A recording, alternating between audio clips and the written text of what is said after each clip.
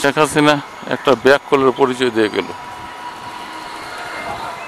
বিসমিল্লাহির রহমানির রহিম। আমি রকিবুল ইসলাম মক্কি ব্লগ থেকে বলতেছি।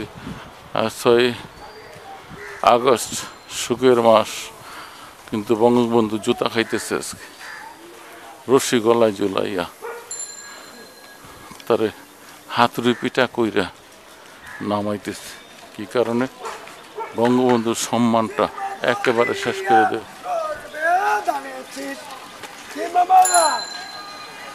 একেবারে বঙ্গবন্ধুর মেয়ে বঙ্গবন্ধুরে ডুবাই দিয়ে গেছে।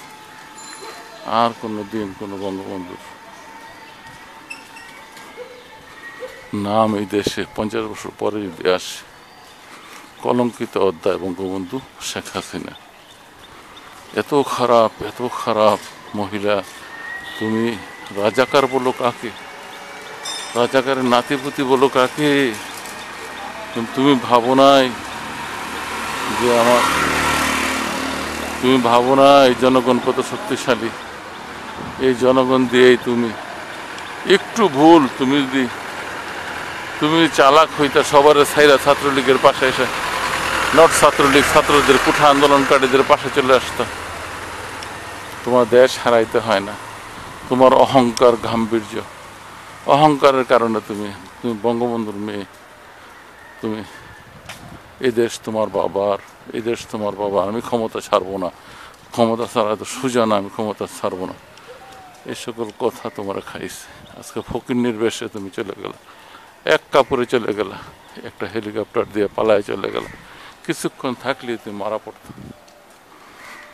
তোমার সাঙ্গপাঙ্গরা রাতেই পালাইছে, অথচ বড় বড় ভাষণ দিয়ে পালাইছে, তেলাইছে। ওরা তো লজ্জা ছিল না, যারা মন্ত্রিসভার লোক তোমার পাশে ছিল, এদের লজ্জা ছিল না। এদের হারানোর কিছুই নাই। পেটুয়া বাহিনী কোনোটা কাজে আসেনি তোমার।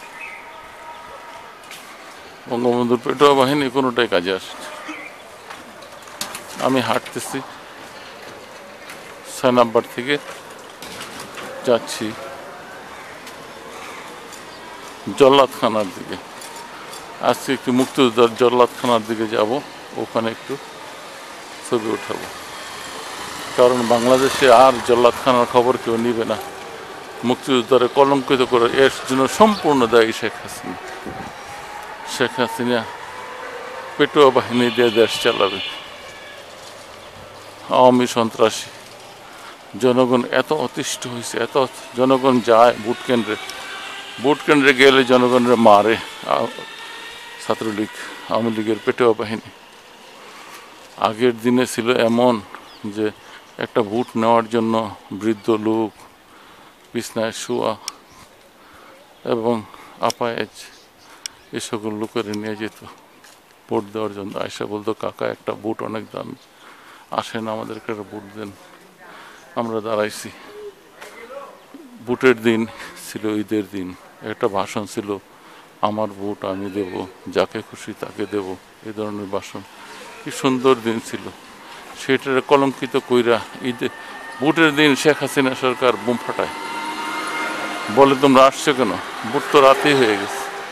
ভোট নেয়ই না, ভোট দিতে গেলে আরো দৌড়ানি দেয়। সেই জনগণ এভাবে পাশ করে থাকা যায়? তুমি তো নির্বাচিত সরকার কখনোই ছিল না। একদিকে সামরিক আইন তোমার বসায় দিয়ে গেছে,